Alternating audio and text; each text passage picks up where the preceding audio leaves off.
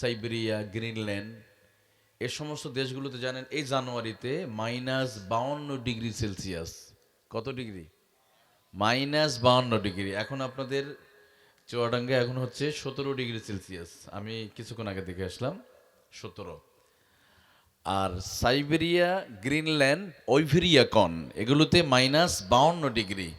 ওরা এতটা ঠান্ডার মুখোমুখি হয়, যখন হাতে পানি নিয়ে যদি আকাশে ফেলে দেয়, পানিটা জমিনে পড়া আগে বরফে পরিণত হয়।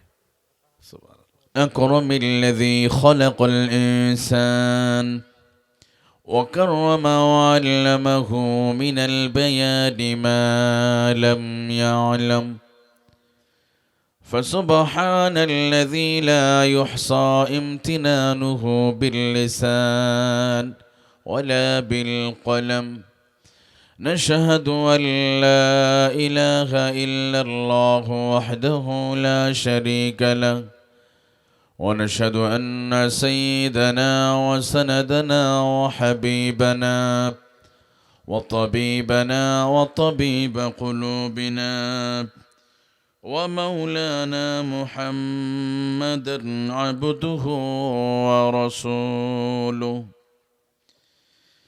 الذي أرسله بالحق بشيرا ونذيرا وداعيا إلى الله بإذنه وسراجا منيرا فقد قال الله تعالى في كلامه المجيد وفي فرقانه الحميد সকলে জবান ছেড়ে দিয়ে বলি আউযু বিল্লাহি মিনাশ শাইতানির রাজিম বিসমিল্লাহির রহমানির রহিম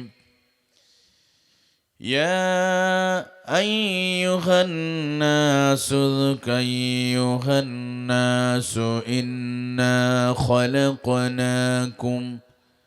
إنا خلقناكم من ذكر وأنثى وجعلناكم شعوبا وقبائل لتعارفوا إن أكرمكم عند الله أتقاكم إن الله عليم خبير صدق الله العظيم وصدق رسوله النبي الكريم ونحن على ذلك من الشاهدين والشاكرين والحمد لله رب العالمين رب اشرح لي صدري ويسر لي أمري واحلل عقدة من لساني يفقه قولي سبحانك لا علم لنا إلا ما علمتنا إنك أنت العليم الحكيم وقال تعالى في شان حبيبه إن الله وملائكته يصلون على النبي يا أيها الذين آمنوا صلوا عليه وسلموا تسليما اللهم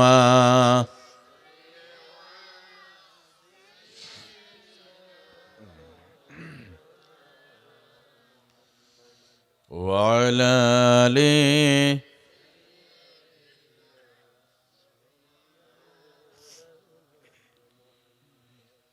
زيارت مدینہ کی زیارت مدینہ کی دل میں تمنا نہیں ہے میرے پاس سفر کی سمانا سفر کی سمانا اللہم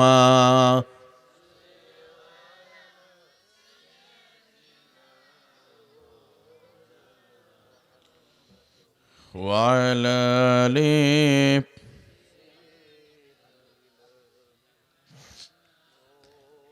بلغ العلا بكماله كشف الدجى بجماله حسنت جميع خصاله صلوا باطل ساد ابن والب باطل ساد ابن والب اي آسمانه हम चूबर कर चुका है तो इम्तिहा हमारा बलगल उला बिकमालिही कशफत दुजा बिजमालिही हसनत जमीउ खिसालिही सल्लु अलैहि মুসলিম আমি সংগ্রামী আমি চির রণবীর মুসলিম আমি সংগ্রামী আমি চির রণবীর আল্লাহকে সারা কাউকে মানি না আল্লাহকে সারা কাউকে মানি না লিল্লাহ তাকবীর লিল্লাহ তাকবীর লা ইলাহা জোরে লা ইলাহা ইল্লাল্লাহ লা ইলাহা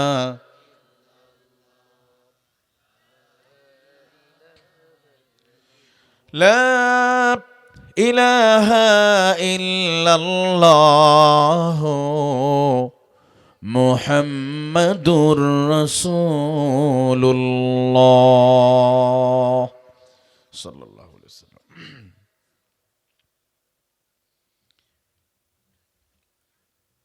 আসানগড় ঈদগাপাড়া আসাননগর ঈদগাপাড়া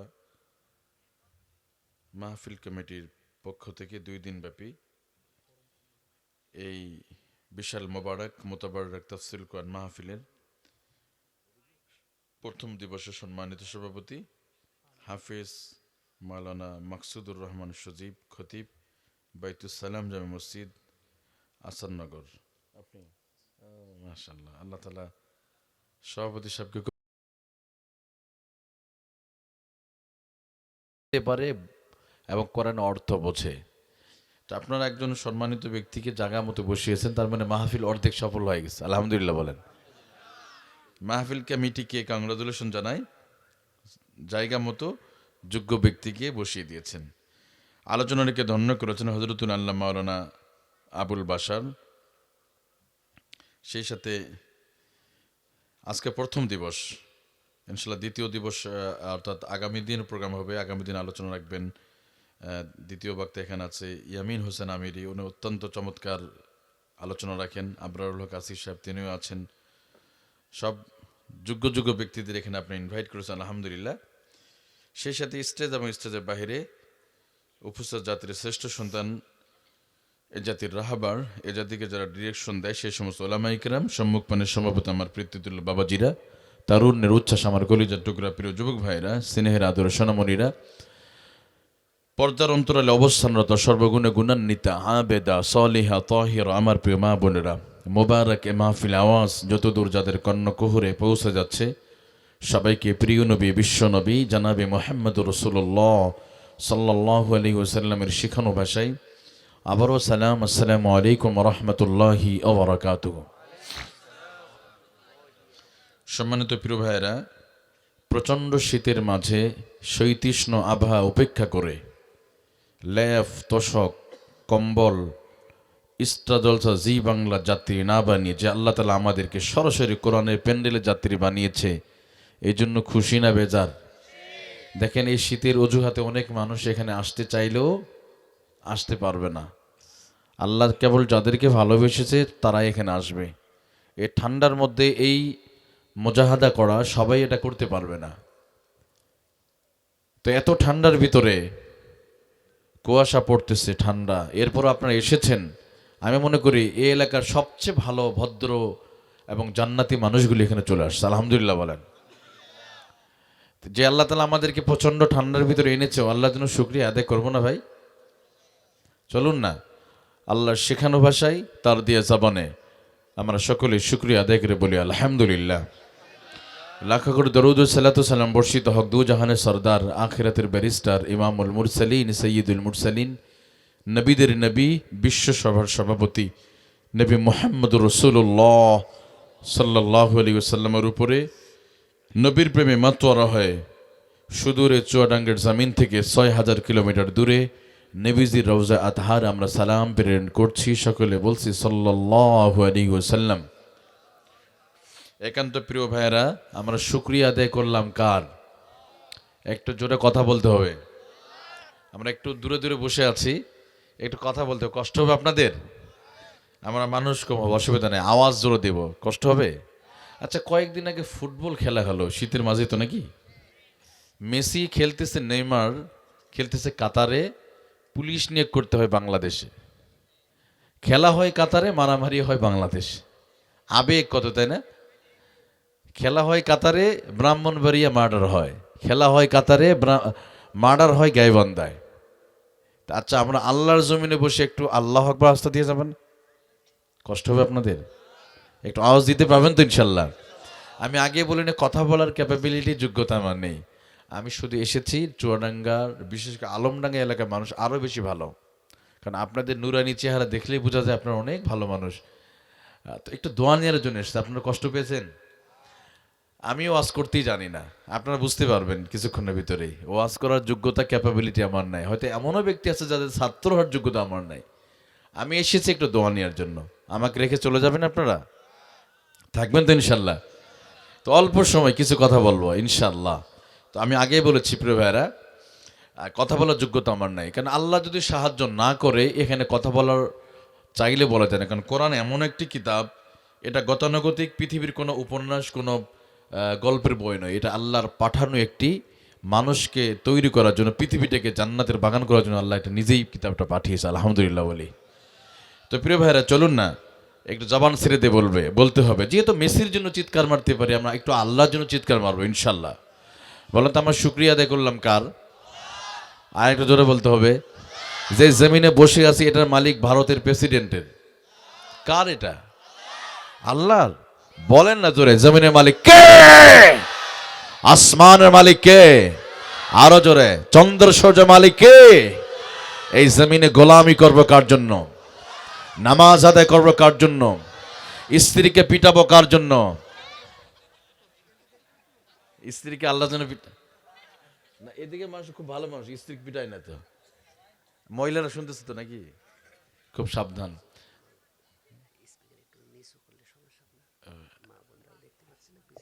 আচ্ছা আচ্ছা, একটু নিচে করে দেন। প্রিয় ভাইয়েরা, না আমরা আমাদের মা বোনদেরকে পিটাবো কেন ভাই? তো যৌতুক না দিলে একটু মাঝে মধ্যে একটু ইয়ে করবো না? যৌতুক, চুয়াডাঙ্গা যৌতুক নাই, আলহামদুলিল্লাহ বলেন। মহিলারা তো দেখতেছে, আলহামদুলিল্লাহ নাকি নাউজুবিল্লাহ বলে, ওনারা বলতে পারবে নাকি?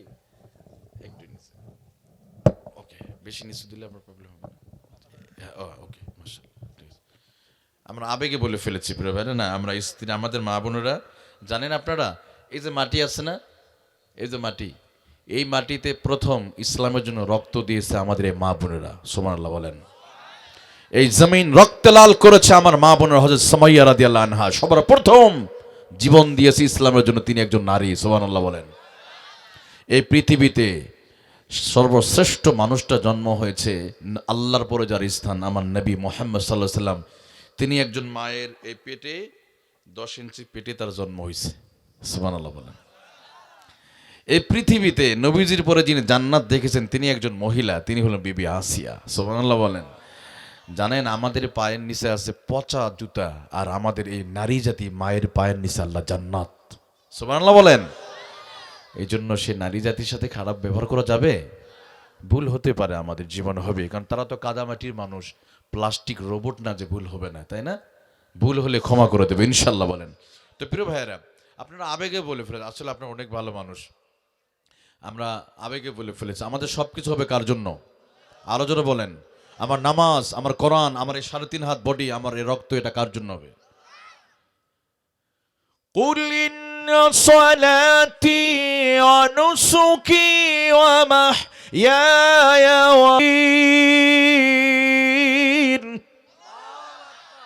নিশ্চয় আমার জীবন, আমার মরণ, আমার কথা বলা, আমার উঠা বসা সব কিছু হবে কার জন্য? আজকের মাহফিল শোনা এটাও হবে আল্লাহর জন্য। প্রিয় ভাইরা, তবে আমি আপনাদেরকে খুব চমৎকারভাবে বলতে পারি, খুব কনফিডেন্স সহকারে বলতে পারি, যারা এত কষ্ট করে এখানে এসেছেন আপনাদের লস নাই, লাভ আছে। আলহামদুলিল্লাহ, আলহামদুলিল্লাহ বলেন। আপনারা যে বসেছেন এখানে 100% লাভ। সুবহানাল্লাহ বলেন। দেখেন, যারা গান শুনতেছে বা টিভিতে বসে আছে এরা কি খুবই লাভে আছে? এখানে বসলেই বরং 100% লাভ। এটা আমি বলিনি, স্বয়ং আল্লাহ নিজে বলছে। দেখেন, দুনিয়ার শিল্পীরা একটা গানই বানিয়েছে, তোমরা গান শোনো, গান শুনলে 100% লাভ। একটা গানই আছে, দেখবেন 100% লাভ লাভ লাভ। আছে না?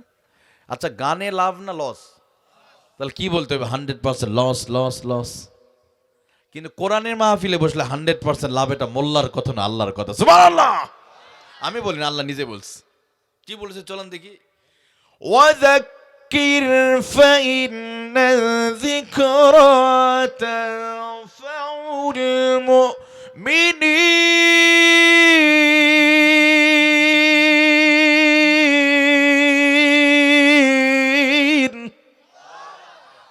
আল্লাহ রাব্বুল আলামিন বলেন, বান্দারে, কোরআনুল কারীমের একটা নাম হলো জিকির। কোরআন থেকে আলোচনা শুনে ব্যক্তি, সমাজ, রাষ্ট্র জীবনে যারা কোরআন মেনে চলার চেষ্টা করে, প্রাণান্তকর ভাবে কোরআনকে জানেন, ওই মুমিনদের লাভ। সুবহানাল্লাহ বলেন। এই জন্য আপনারা যারা বসে আছেন, আপনাদের যতক্ষণ বসে থাকবেন ততক্ষণ আপনাদেরই লাভ। সুবহানাল্লাহ। যতক্ষণ বসে থাকবে ততক্ষণ আল্লাহ গুনাহগুলো মাফ করে দিবে, আল্লাহ আসমান থেকে রহমত নাযিল করে। সুবহানাল্লাহ। তো প্রিয় ভাইয়েরা, যেহেতু রাত গভীর, শীত, এই জন্য আমি কোনো সূচনা ছাড়াই আলোচনা চলে যেতে চাই, যদি আপনাদের অনুমতি পাই। অনুমতি আছে ইনশাল্লাহ। আমি এই কিতাব থেকে সূরা হুজুরাতের 13 নম্বর আয়াত তেলাওয়াত করেছি। এর আগে আপনাদের জিজ্ঞেস করি, এই কিতাবের মধ্যে অনেকগুলো ভুল আছে। পিছনে ভাইরা না, ওনাদের কাছে মনে একটা ভুল তো আছে মনে হয়, একটাও নাই। কি ব্যাপার, ওরা জানলো কিভাবে? এত ওয়াজ তো সব আপনারা জেনে গেছেন, একটা ভুলও নাই। তাহলে অর্ধেক একটু, অল্প একটু আছে। আশ্চর্য। আলহামদুলিল্লাহ বলেন। আপনাদের এত কনফিডেন্স দেখে আমি বুঝে গেছি যে আপনারা তাফসীর শোনার মানসিকতা আছে। আলহামদুলিল্লাহ বলেন। এই কোরআনে কোনো ভুল। এই কিতাব এমন একটি কিতাব, এই কিতাবের জন্য গ্রন্থ প্রণেতা মহান স্রষ্টা শুরুতে নিজেই বলেছে, যালিকাল কিতাব, this is book, there is no doubt. এটা এমন একটি কিতাব, এমন একটি ক্যাটালগ, এমন একটি জীবন ব্যবস্থা, এতে কোনো সন্দেহ, ভুল তো দূরের কথা, সন্দেহ নাই। সুবহানাল্লাহ বলেন। তাহলে আমরা আজকে নির্ভুল, নির্ভেজাল, সন্দেহ মুক্ত কিতাব তো আলোচনা শুনবো। আলহামদুলিল্লাহ বলেন। তো প্রিয় ভাইয়েরা, সাউন্ডটা আরেকটু বাড়িয়ে দাও বাবা। তাহলে এই কিতাবে যেহেতু ভুল নাই, এই কিতাবের কোনো কথা যদি আমাদের বিরুদ্ধে চলে যায় তাহলে কি কষ্ট পাবেন? কারণ আপনারাই বলেছেন কিতাবে কোনো ভুল। আবার এই কিতাবটা আমার নবীজি জাহেলি যুগের মানুষদের পরিবর্তন করেছেন। কারণ নবীজির কোনো পুলিশ বাহিনী ছিল না, নবীজির কোনো সেনাবাহিনী ছিল না, নবীজির কোনো গোয়েন্দা বাহিনী ছিল না, নবীজির কোনো সিসি ক্যামেরা ছিল না। নবীজির অস্ত্র ছিল একটা, সেটার নাম কি? আর একটু আসতে বলেন। নবীদের অস্ত্র একটা, সেটা ছিল এই 30 পারা কোরআন। এই কোরআন দিয়ে আমার নবীজি জাহেলি যুগের বর্বর মানুষদেরকে আমার নবীজি পরিবর্তন করেছেন। সুবহানাল্লাহ বলেন। তবে বাংলাদেশে কিন্তু একটা কিতাব নাই, এই কিতাবটা এখন আর নাই পৃথিবীতে। আছে? আছে। তবে এই কিতাবটাকে 4 দেওয়ালের মাঝে বন্দি রাখার ষড়যন্ত্র হচ্ছে, কতক্ষণ ঠিক কিনা? এই কিতাবের আওয়াজকে 4 দেওয়ালের মাঝে বন্দি রাখার ষড়যন্ত্র হচ্ছে। শুধু বাংলাদেশ নয়, গোটা পৃথিবীব্যাপী যারা কোরআন থেকে কথা বলে তারাই আছে মানবতার জীবন যাপন করছে, কতক্ষণ ঠিক কিনা? তবে কোরআনে আওয়াজ 4 দেওয়ালের মাঝে বন্দি রাখা যায়? আবু জেহেল চেয়েছিল, সে সফল হয়েছে? হয় নাই।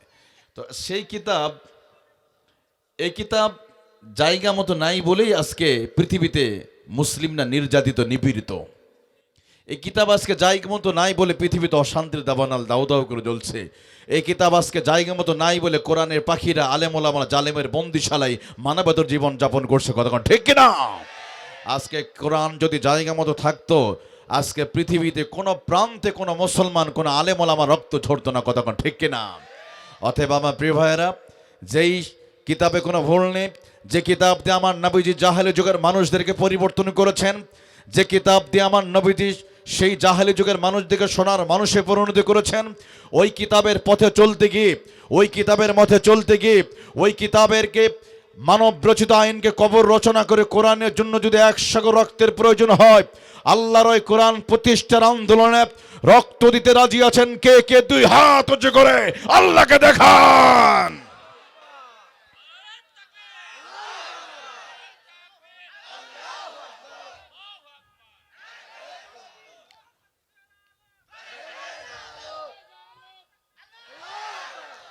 আমিন বলেন। আপনাদের কষ্ট হচ্ছে প্রিয় ভাইরা?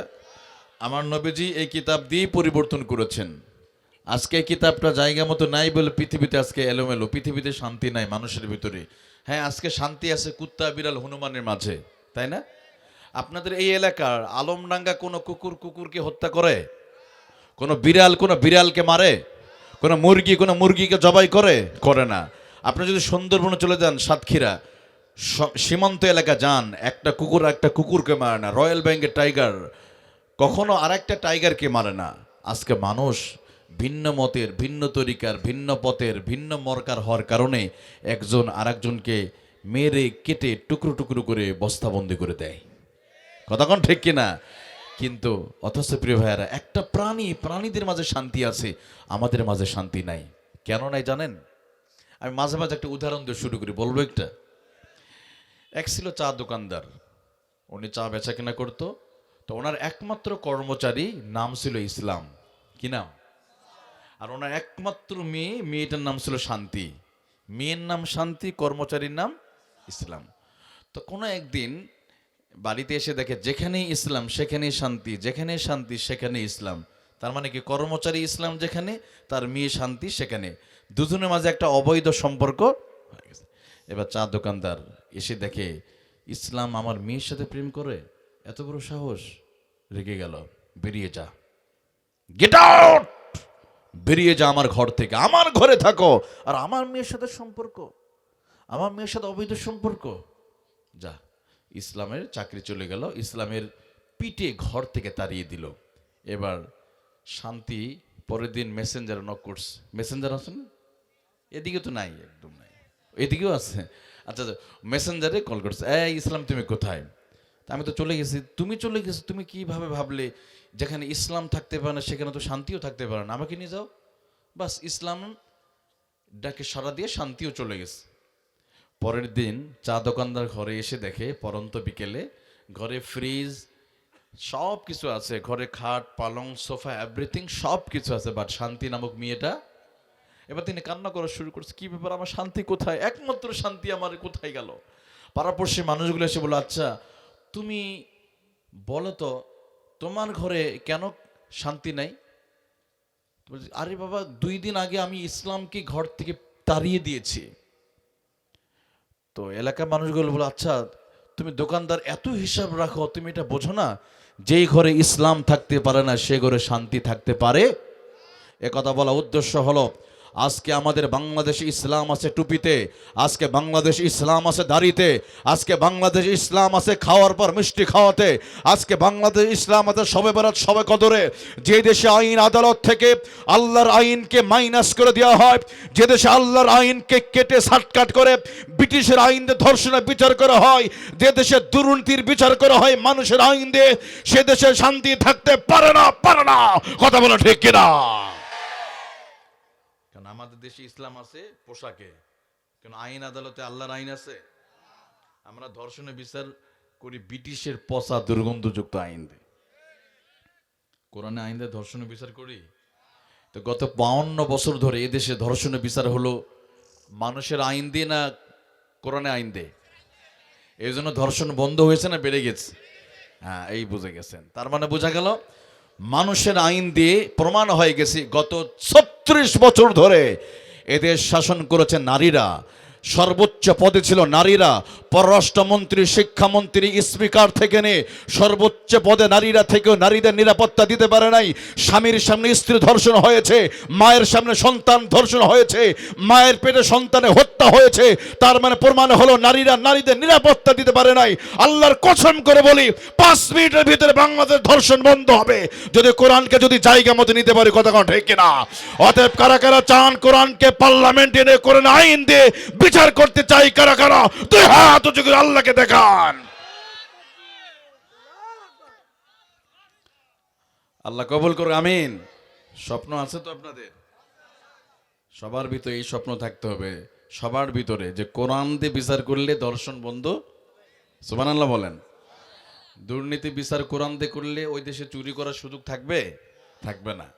কারণ হযরত ওমর উনি রাষ্ট্র চালিয়েছে 32 লক্ষ বর্গ মাইলের, আর আমাদের 56,000।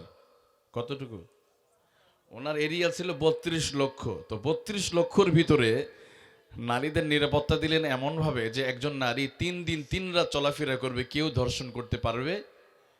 আর আমাদের দেশে মেয়েকে স্কুলে পাঠাতে গেলে বডিগার্ড লাগে কয়জন? 2 জন, তাই না? আর হযরত ওমর 32 লক্ষ বর্গ মাইল, আর আমাদের কেন পারলাম না? হযরত ওমর এই কোরআন দিয়ে রাষ্ট্র চালিয়ে। সুবহানাল্লাহ বলেন। আমার প্রিয় ভাইয়েরা, আমরা কেন ব্যর্থ হলাম? কারণ হলো একটাই, আফাগায়রা দীনিল্লাহি ইয়াবগুনা ওয়া লাহু আসলামা মান ফিস সামাওয়াতি ওয়াল আরদি তাওআন ওয়া কারহা। আল্লাহু আকবার। আল্লাহ তাআলা বলেন, ও দুনিয়ার মানুষেরা, তাকিয়ে দেখো আমার ওই প্রাণীগুলো ইচ্ছায় অনিচ্ছায় আমার হুকুম পালন করে বলে তাদের মাঝে শান্তি আছে। তোমরা আমার হুকুম মানো না বলে তোমাদের মাঝে শান্তি নাই। কথা কোন ঠিক কি না? তবে হ্যাঁ, তোমাদের কোনো চিন্তা থাকবে না, কোনো টেনশন থাকবে না, দোকানগুলো খোলা থাকবে, নারীরা রাস্তায় চলাফেরা করবে, কেউ তো তাদের কটু কথা বলার সাহস পাবে না। সুবহানাল্লাহ বলেন। فمن تبع هداي فلا خوف عليهم ولا هم يحزنون।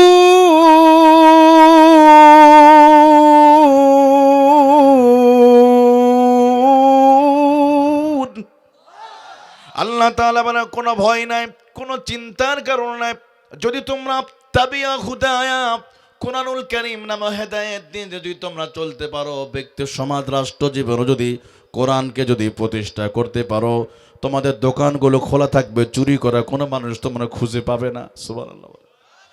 নারীর রাস্তায় চলবে, কেউ তো ধর্ষণের শিকার হবে না, কারণ যখন কোরআন মানবে কোরআন সবকিছু নিশ্চয়তা দিবে। কোরআনকে এই জন্য আমি পাঠিয়েছি, মানুষকে শান্তি দেওয়ার জন্য। জোরে কন্যা সুবহানাল্লাহ।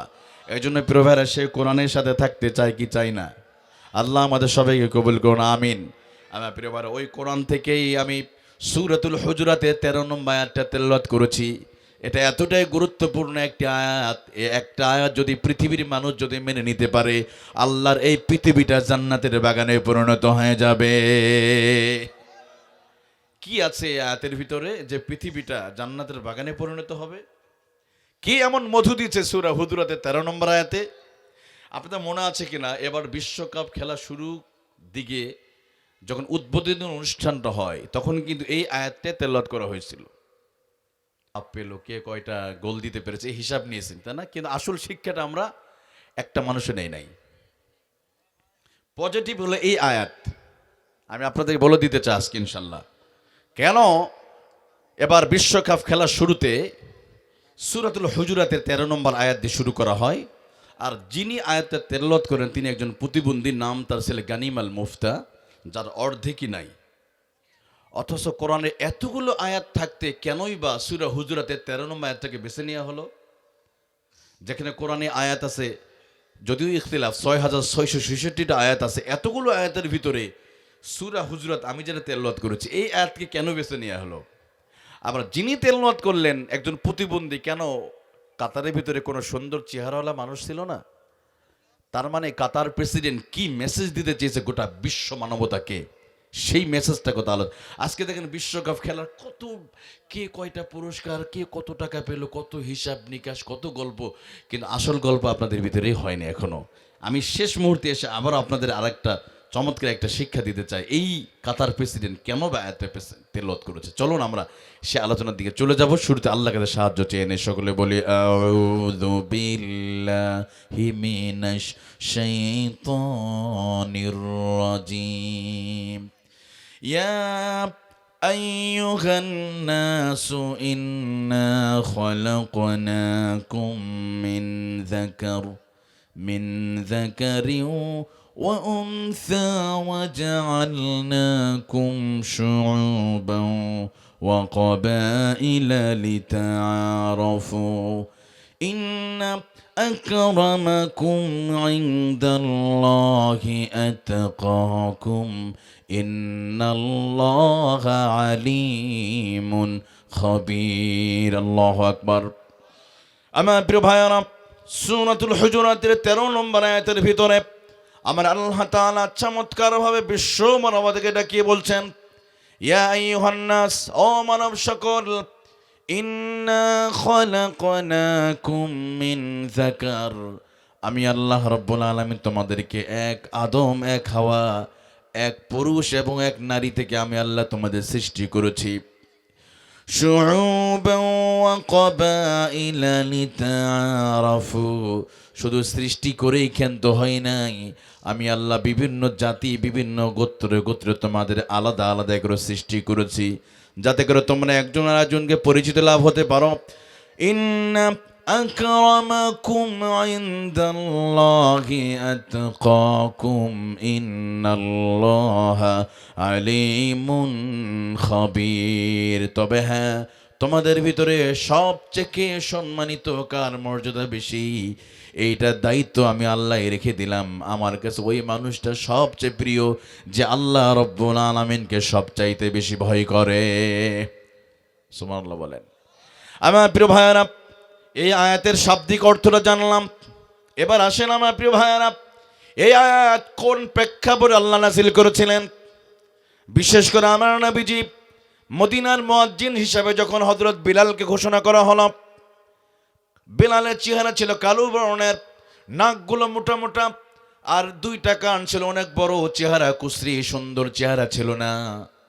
এমন বিলালকে যখন মদিনার মুয়াজ্জিন হিসেবে নাম ঘোষণা করা হলো, এমন সময় রাসূলুল্লাহর দুইজন সাহাবী যায়েদ ইবনে হিশাম সহ কিছু সাহাবীদের মাঝে আলোচনা হচ্ছিল, আহারে নবীজি মদিনার এত সুন্দর সুন্দর সাহাবীদের ভিতরে ওই কালো কাকের মতো, বিলালের মতো এত কুশ্রী মানুষটারে কেন মদিনার মুয়াজ্জিন কেন বানালো?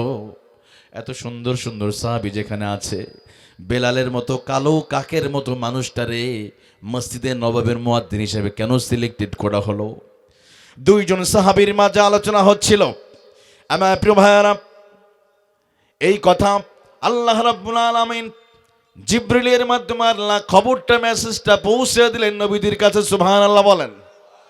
এবার জিবরিল এসে বলে, ইয়া রাসূলুল্লাহ, ইয়া হাবিবাল্লাহ, আপনার কিছু সাহাবী বিলালকে মুয়াজ্জিন হিসাবে যখন আপনি নাম ঘোষণা করেছেন, কয়েকজন সাহাবীদের ভিতরে আপনার বেলালের বিরুদ্ধে কিছু কথা হচ্ছে।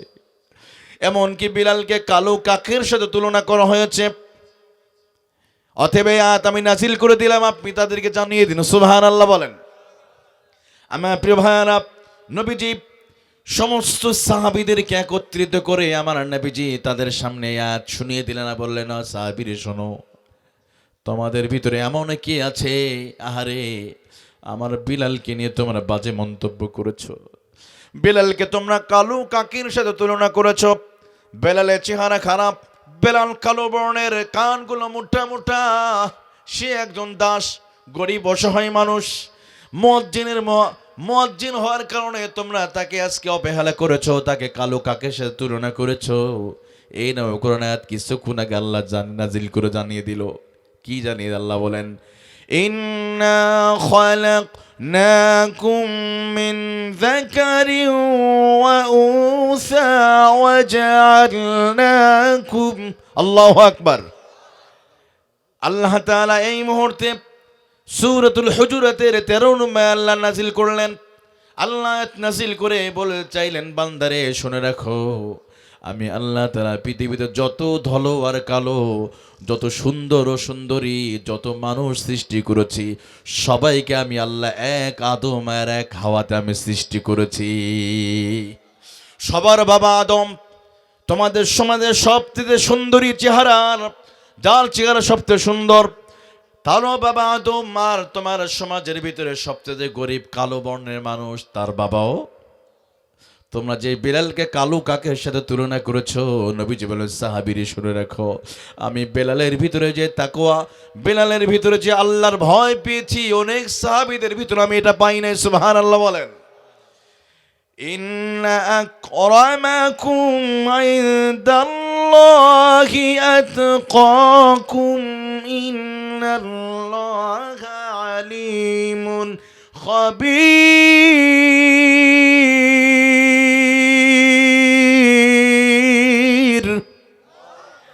কারণ আমি আল্লাহ তাআলা মানুষের চেহারা দেখি না, কার সম্পদ, কার চেহারা কত সুন্দর। ওয়ালাকিন ইয়ানজুরু ইলা কুলুবিকুম, আমি আল্লাহ অন্তরের দিকে তাকায়।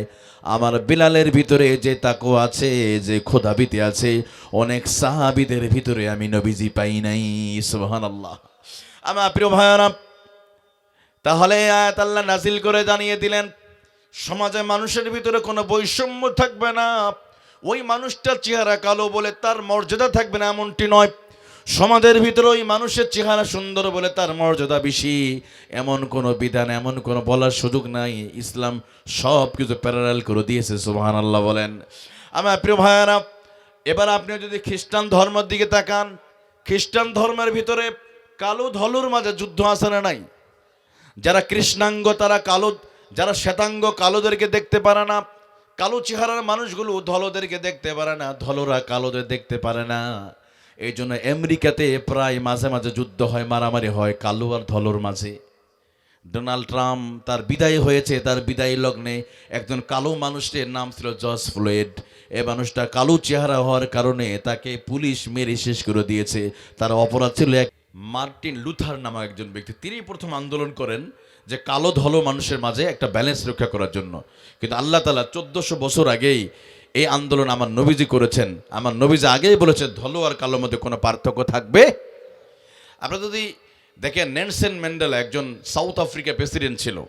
তিনি 27 বছর শুধু জেলে ছিলেন, শুধু একটা আন্দোলন করার কারণে। সে আন্দোলনটা কি ছিল? উনি সমাজের মাঝে কালো আর ধলো মাঝে বিভেদটা আছে, জাতিগত বৈষম্যটাকে তিনি দূর করতে চেয়েছিলেন। এই অপরাধে উনি জেলখানায় ছিলেন কত বছর? 27 বছর। এবার আসেন আমার প্রিয় ভাইয়েরা, হিন্দু ধর্মের দিকে তাকান। হিন্দু ধর্মের ভিতর জাতিগত বৈষম্য। যারা ব্রাহ্মণ, ব্রাহ্মণের পরিবারের মানুষগুলো শূদ্রদের দেখতে পারে না, ক্ষত্রিয় বৈশ্যদের দেখতে পারে না। এমনকি ভারতবর্ষে এখন আইন আছে, কোনো ব্রাহ্মণ পাড়ার ভিতরে কোনো শূদ্র মানুষ যদি যায়, হিন্দুদের নিচু জাতের মানুষ যদি ব্রাহ্মণদের গ্রামে যদি ঢোকে, জুতা পায়ে ঢুকতে হবে, খালি পায়ে ওই এলাকায় চলাফেরা করা লাগবে। কত ভয়ঙ্কর আইন! কোনো ব্রাহ্মণের ছেলে যদি কোনো শূদ্রের মেয়েকে ধর্ষণ করে, বিচার হবে ওই শূদ্রের মেয়েটার, ছেলেটার বিচার হবে। আর ইসলাম কি বলেছে? হিন্দুদের ভিতরে স্বামী যদি মারা যায়, তার বউকে চিতাই দিতে হবে। এবার আসেন, আল্লাহ এই আয়াত নাজিল করে ঘোষণা করলেন, সবচেয়ে নিকৃষ্ট মানুষ, সবচেয়ে দুর্বল মানুষ, তারও সমাজে বেঁচে থাকার অধিকার। সুবহানাল্লাহ বলেন। এমনকি আমার প্রিয় ভাইয়ারা, মসজিদে নববীর দ্বিতীয় মুয়াজ্জিন তিনিও একজন অন্ধ প্রতিবন্ধী ছিলেন। দেখেন আমার বন্ধুরা, মসজিদে নববীর প্রথম মুয়াজ্জিন হযরত বিলাল, দ্বিতীয় মুয়াজ্জিন হলো আব্দুল্লাহ ইবনে উম্মে মাকতুম। হয়তো অনেকে জানেন না, বিলালের পরে যিনি মুয়াজ্জিন হয়েছিল তিনি একজন অন্ধ, তার দুইটা চোখ ছিল না। একটা দিন নবীজি কুরাইশ নেতাদেরকে নিয়ে একটু মিছে আলোচনা করতেছিল, এমন সময় উম্মে মাকতুম চলে আসলো। নবীজি অন্ধ সাহাবী হওয়ার কারণে খুব একটা গুরুত্ব দিলেন না, পাত্তাই দিলেন না। এবার আল্লাহ তাআলা সঙ্গে সঙ্গে কোরআনের আয়াত নাযিল করে, নবীজি কুরাইশ ওই ভণ্ড নেতাদের জন্য আপনি তাদের জন্য কথা শুনলেন, কিন্তু আমার ওই সাহাবী অন্ধ মানুষ, তার দুইটা চোখ নাই বলে তারা আপনি গুরুত্ব দেন না, এটা কিন্তু কাজটা ঠিক হয়। নবীজিকে আল্লাহ ধমক দিয়েছে, আপনি অন্ধ হয়েছে বলে তাকে গুরুত্ব দিলেন না। আল্লাহ আয়াত নাযিল করলেন, আবাসা ওয়া তাওয়াল্লা আন জাআহুল আ'মা ওয়া মা ইউদরিকা লাআল্লাহু ইয়াযাক্কা। আল্লাহু আকবার। আবাসা ওয়া তাওয়াল্লা, নবীজি আপনি ভুকরুঞ্চিত করলেন আন জাআহুল আ'মা, ওই অন্ধ সাহাবী আসার কারণে। তার মানে বোঝেন আল্লাহ তাআলা অন্ধ মানুষকে কত গুরুত্ব দিয়েছেন। হতে পারে প্রতিবন্ধী, চেহারা কালো হতে পারে, চুল না থাকতে পারে, দাঁত ছোট ছোট হতে পারে, খাটো হতে পারে, বেটে হতে পারে, কিন্তু মানুষকে কষ্ট দেওয়া যাবে। কিন্তু আমাদের সমাজে আসে না নাই, অনেক স্বামী তার বউটা যদি একটু কালো কালারের হয়, কালো বর্ণের হয়, আরে তোর মতো কালো মেয়েটা বিয়ে করে আমার জীবনটাই শেষ বলেন। আবার যে মেয়েটা একটু খাটো, তুমি বেটে, তুমি কালো, তোমার চুলগুলো ছোট ছোট, তোমার হাতটা ছোট, তোমার পাটা ছোট, চেহারা কালো কুচকুচে, বলেন না প্রিয়বার, খবরদার এ কথা বলবেন না। দেখেন যাদের সন্তান প্রতিবন্ধী কেন হয় জানেন, একটু বলবো আমি। সন্তান প্রতিবন্ধী হওয়ার বেশ কিছু কারণ আছে। আমার একটা আলোচনা আছে, 6টা কারণ আমি এনেছি কোরআন বিজ্ঞান থেকে। এর মধ্যে একটা শুধু আপনাদের বলি, যেই মানুষগুলো অন্যের সন্তানকে কষ্ট দিবে যে তোর ছেলেটা খাটো, তোর মেয়েটা কালো কুচকুচে, তোর মেয়েটা বিয়ে করে আমার জীবনটা শেষ, অথবা কারো ছোট বাচ্চা হয়েছে, বাচ্চাটা কোলে নাকি মাথাটা মোটা, পেটটা না এদিকে ছোট, বলেন এরকম এত কালো কুচকুচে, খবরদার এই কথাগুলো বলবেন না। অথবা নিজের বউকে যদি কষ্ট দেন, বউকে বললেন তুমি কালো, তুমি তোমার বিয়ে করে আমার জীবনটা শেষ, কত ভালো মেয়েকে বিয়ে করতে পারতাম, আহারে শেষ। যারা এই ধরনের মেয়েদেরকে যারা কষ্ট দেয়, এমনও হতে পারে তার স্ত্রী পেট থেকে এরকম প্রতিবন্ধী জন্ম নিতে পারে। কথা কোন ঠিক কিনা? কারণ আল্লাহ সবচেয়ে বড় প্রতিবন্ধ, আল্লাহ সবচেয়ে বড় প্রতিশোধ গ্রহণকারী, প্রতিশোধ দুনিয়াতে নিবে। কালো আর ধলো, আচ্ছা একটা মেয়ে কালো, ও নায়িকা পরিমণির মতো নয়। নায়িকা পরিমণিকে চিনেন? চেহারা সুন্দর তাই না, কিন্তু বিয়ের আগেই সন্তান জন্ম দিয়ে দিচ্ছে, অবৈধ সন্তান।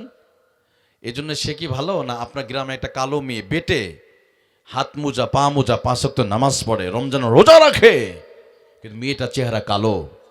আপনার ওই হাজার পরিমাণের চাইতে ওই আপনার আলমডাঙ্গের ওই খাটো মেয়েটা আল্লাহর কাছে বেশি প্রিয়। কতক্ষণ ঠিক কিনা? কিন্তু আজকে নোংরা সমাজ, আজকে এই ধরনের দেখবেন এদেরকে কষ্ট দেয়। একটা ছেলে খাটো, ধরেন 5 জন বন্ধু আছে, 2 জন বন্ধু কষ্ট, এই বেটে এদিকে আয়, তুই তো খাটো মানুষের কথা হিসাব করে বলবে আমরা অনেক লম্বা, চেহারা সুন্দর, বলে না? না প্রিয় ভাইরা, খবরদার, চেহারা কালো হোক আর ধলো হোক আর সুন্দর হোক, আল্লাহ এটা দেখে না। আল্লাহ দেখে ওলা কি আনসুরুইলা কলুবি, আল্লাহ অন্তরের দিকে তাকায়। খবরদার আমরা কাউকে কষ্ট দিব। মেয়েদের ভিতরে বাংলাদেশে পিউ রিসার্চ সেন্টার, তাদের গবেষণায় 95% ছেলে এবং তার মা বাবা ছেলেকে বিবাহ করার সময় দেখে, 95% দেখে মেয়েটার চেহারা, তার চামড়াটা ধলো না কালো, এটা দেখে। কত পার্সেন্ট? 100 সাদা চেহারা দেখে। আচ্ছা কালো বর্ণে ওরা কি বিয়ে করবে না? ওদের কি বেঁচে থাকার অধিকার নাই সমাজে? কেন ভাই? দেখেন নবীজি একদিন বলছিলেন, বেশ কিছু সাহাবীদের ভিতরে মহিলা সাহাবী ছিল পাশেই, নবীজি বললেন লা ইয়াদখুলুনাল জান্নাতা সাউদাউন ওয়ালা সাউফা, কালো বর্ণের কোন মহিলা জান্নাতে যাবে না। এবার ওই পথে যারা বলে ওই আলেমদের ঘরে চেক করলে মেসওয়াক পাওয়া যায়, আলেমদের ঘরে চেক করলে কোরআনের তাফসীর পাওয়া যায়, আলেমদের ঘরে মদের বোতল পাওয়া যায় না, কথা বলো ঠিক কিনা? সে আলেমরা আজকে কষ্টের মধ্যে আছে। ঘরে বোতল পাওয়া গেল, ইয়াবা পাওয়া গেল, তারপরে এটা পড়ায় না, কিন্তু আলেমরা যত দোষ আলেমরা। আচ্ছা আলেমরা কি দৃষ্টি শেষ করছে? একদিন আমি চট্টগ্রামতে আসতেছি, বাসে আসি, একটা কি ধর নিউজ দেখে বলে হুজুররা দেশ শেষ করলো, মানে আমাদের শোনাচ্ছে। এখন ওরা তো 5-6 জন ওখানে তার কথা বলে তো পারা যাবে না, তাই না? তো ঠান্ডা মাথায় দিতে হবে। আমি বললাম হ্যাঁ ভাই, আমরা দেশটা শেষ করলাম। আমি বললাম ওই যে বাংলাদেশ সবচেয়ে বেশি মার্ডার করেছিল এরশাদ শিকদার, সে তো বাইতুল মোকাররমে একজন বড় খতিব ছিল, তাই না? চুপ করে কোনো কথা, আমি ঠান্ডা মাথায় ওরে দিব এখন, আমি তো চিল্লাচিল্লি করে পারবো না, ওখানে আমার কৌশল বললাম। আমি বললাম আচ্ছা বাংলাদেশের আরেকজন বড় সন্ত্রাস ছিল ঢাকার, পিচ্চি হান্নান। আমি বললাম বলো তো বাবা, এই পিচ্চি হান্নান কোন মাদ্রাসার ছাত্র ছিল? এরশাদ শিকদার কোন মাদ্রাসার ছাত্র, কোন মসজিদের ইমাম খতিব ছিল নাকি বলো? না বলো, বলেই যাচ্ছি। আমি বললাম বাংলাদেশের সবচেয়ে যারা চুরি করেছে, দুর্নীতি করেছে, এদের লিস্টের ভিতরে একজন হুজুর দেখাও, যে হুজুরটা র্যাপিড অ্যাকশন ব্যাটালিয়ন 2004 সাল থেকে তাদের যাত্রা শুরু হয়েছে। আমি বললাম আমাদের র্যাবের ভাইরা যত মানুষকে ক্রস ফায়ার করেছে, তুমি বেশি না একজন হুজুর দেখাও যে র্যাব কোনো আলেমকে, কোনো হুজুরকে, কোনো বক্তাকে ক্রস ফায়ার করেছে। কোন দেখাতে পারবেন? এখানে কোনো র্যাবের ভাই থাকলে জিজ্ঞেস করেন ওনাদেরকে। ওনারা কি কোনো হুজুর দেখে, কোনো আলেম, কোনো বক্তা, কোনো মুফাসসিরকে ক্রস ফায়ার দিয়েছে? দেয় নাই। আমি তারপরে বলে গেলাম, বিভিন্ন বিশ্ববিদ্যালয়ে মাঝে মাঝে সেঞ্চুরি হয়। কিসের সেঞ্চুরি হয়? ওই যে ওইগুলান, এইগুলোর ভিতরে কি কোনো আলেম ওলামা হুজুর আছে? নাই। তো তার মানে হুজুররা কারোর মধ্যেও নাই, তারপরে হুজুররা দোষ করছে, দেশ শেষ করলো। হ্যাঁ বলেন, কোনো সমস্যা না, আমরা মাথা পেতে যুগে যুগে আলেমদেরকে নিয়ে কুৎসা রটনা করা হয়েছে। তবে প্রিয় ভাইয়েরা, নবীজির জামানায় সাহাবীর যখন রাস্তায় চলতো, ওনাদেরকে দেখে কুৎসা রটনা করা হতো, সাহাবীদেরকে টিস করা হতো, নেগলেক্ট করা হতো। দেখো ওই যে আনসোসাল্লাহ চলাফেরা করতেছে বলতো ওই সমাজও। কিন্তু আসলে কি ওনারা আনসোসাল না? সবচেয়ে ওনারাই সোশ্যাল মানুষ ছিল, তারাই প্রকৃত সোশ্যাল ছিল, তারা প্রকৃত আল্লাহ প্রেমিক মানুষ ছিল। অতএব প্রিয় ভাইয়েরা, আলেম ওলামা যেখানে, হলুদ মিডিয়া যেখানে, হলুদ মিডিয়ার কথা বিশ্বাস করা যাবে? আল্লাহ আমাদের সত্যের পক্ষে থাকা তৌফিক দান করে, আমিন। আমার বন্ধুরা, তাহলে আমি যে আয়াতটা বলছিলাম, আল্লাহ ওই আয়াতের মাঝে আল্লাহ 1400 বছর আগে বলে দিলেন যে প্রত্যেকটা মানুষ ধলো হোক আর কালো হোক, খোরা হোক আর নেংরা হোক, আর সম্পদ থাক আর না থাক, কে ধনী কে গরিব এটা দেখার দরকার না, আল্লাহ দেখে তাকওয়া। অতএব সমাজের ভিতরে কোনো জাতিগত বৈষম্য থাকবে না, সমাজে মানুষটা গরিব বলে তার কোনো মর্যাদা থাকবে না এমনটি নয়, সবার মর্যাদা আল্লাহর কাছে। আর আল্লাহর কাছে সবচেয়ে বেশি প্রিয় যে মানুষটা আল্লাহকে ভয় করে, সুবহানাল্লাহ বলেন। এবার আসলে আমার প্রিয় ভাইয়ারা, ওই আয়াতে আল্লাহ বলেন, ইন্না খলাকনাকুম মিন যাকার, আমি আল্লাহ তোমাদের সৃষ্টি করেছি, শুধু সৃষ্টি করেই নেই, আমি রব্বুল আলামিন তোমাদেরকে পৃথিবীতে বসবাস করার জন্য আমি আল্লাহ তাআলা একটা ক্যাটালগ আমি একটা দিয়েছি, একটা কোরআন দিয়েছি, সুবহানাল্লাহ বলেন। আমার প্রিয় ভাই, এই যে মোবাইল, যিনি মোবাইল আবিষ্কার করেছে তার নাম হলো মার্টিন কুপার। মোবাইল আবিষ্কার করার পরে মোবাইলে প্যাকেটের ভিতরে একটা ক্যাটালগ দেওয়া থাকে, একটা গাইডলাইন দেওয়া থাকে। সামান্য মোবাইলের জন্য যদি একটা ক্যাটালগ, একটা গাইডলাইন, একটা বই যদি থাকে, আর মানুষের জন্য আল্লাহ তাআলা সৃষ্টি করার পর কি একটা ক্যাটালগ দিতে পারে না? একটা ক্যাটালগ আল্লাহ দিয়েছে, সেটার নাম কি? আরো জোরে বলেন। এই জন্য আল্লাহ বলে, বান্দা আমি ওই কিতাব দিয়ে দিলাম, তোমরা যদি ওই কিতাব মেনে চলো, আমার বান্দারে আল্লাহ জমিনটা জান্নাতের বাগানে পরিণত হয়ে যাবে। মেনে নাও, তোমাদের ভিতরে আল্লাহওয়ালা মানুষ তোমরা পেয়ে যাবে, যারা কোরআনকে মানে, তারাই আল্লাহকে ভয় করে। হুদাল্লিল মুত্তাকিন, সুবহানাল্লাহ বলেন। আমার প্রিয় ভাইরা, যারা কোরআন মানে না তাদের মাঝে ভেজাল আছে না নাই? এই জন্য দেখবেন যারা কোরআন মানে না তারা কখনো দেখে না এটা হালাল না হারাম, যেমনি হোক পেটের মধ্যে ঢুকালেই সুদ আছে না নাই? সুদ আর ঘুষ। কিন্তু যারা কোরআন মানে তারা সুদ খাবে? তো আপনাদের চুয়াডাঙ্গাতে সুদ নাই, এদিকে সুদ আছে। ইন্নালিল্লাহ। প্রিয় ভাই, সুদ খাওয়া যাবে? যে সুদ খাবে সে যুদ্ধ করবে কার সাথে? আরো জোরে বলেন। ফাইল্লাম তাফআলু ফাযানু বিহারবিম মিনাল্লাহি ওয়া রাসূলি। আপনি আল্লাহর সাথে যুদ্ধ করবেন কিভাবে? অথচ আমরা কিছুক্ষণ পরে ঘুমাতে গেলে মশারির মধ্যে আমরা প্যাকেট হয়ে আমরা ঘুমায় যাই আমার বন্ধু। অথচ আল্লাহ বলেন, যারা সুদের টাকা ছেড়ে দিবে না তারা তৈরি হো আল্লাহ রাসূলের সাথে যুদ্ধ করার জন্য। আপনি তো এমন মুসলমান, এমন মানুষ, রাতের বেলা ঘুমাতে গেলে চতুর্দিকে মশারি টাঙে, মশারির মধ্যে আমরা প্যাকেট হয়ে যাই মশার ভয়। তো আল্লাহর সাথে যুদ্ধ করবে কিভাবে? তাহলে যুদ্ধ করতে যদি না পারেন তাহলে সুদের টাকা ছেড়ে দিতে হবে। প্রয়োজন হলে রিক্সা চালিয়ে খাবো, ভ্যান চালিয়ে খাবো। এই যে মাঠে এই যে ধান কাটে না, শ্রমিকের কাজ করবে, এরপরও হারাম টাকা ঢোকা যাবে? কৃষক হবেন, রাজমিস্ত্রি, সমস্যা কি? আমাদের নবীরা রাজমিস্ত্রি ছিল। নবী ইব্রাহিম তিনি একজন রাজমিস্ত্রি ছিলেন, ওনার ছেলে ইসমাইল আলাইহিস সালাম তিনি রাজমিস্ত্রি যোগানী ছিলেন, নবী আদম আলাইহিস সালাম তিনি কৃষক ছিলেন, নবী মুসা কৃষক ছিলেন, আর আমার আপনার প্রিয় নবী কি ছিল জানেন? রাখাল। সুবহানাল্লাহ বলে, এই তো সব জেনে গেছেন। নবীদের মুখের ভাষায় বলি, মা বাআসাল্লাহু নাবিয়ান ইল্লা রাইয়াল গনাম, এমন কোন নবী রাসূল নাই যে নবী রাসূল রাখালি করে নাই। অতএব আমার প্রিয় ভাইয়েরা, প্রয়োজন হলে রাখালি কাজ করবো, এরপরে পেটের ভিতরে অন্যের জায়গা দখল করা, বোনের জায়গা দখল, রিজিক দিতে পারে, আমাদের দিবে না? এই যে কনকনে শীতের ভিতরে, জানেন আপনারা সাইবেরিয়া, হাঙ্গেরি, ওইভরিয়াকন, গ্রিনল্যান্ড, ওই দেশ থেকে কিছু পাখি আছে যেগুলো আমরা অতিথি নাম দিয়েছি।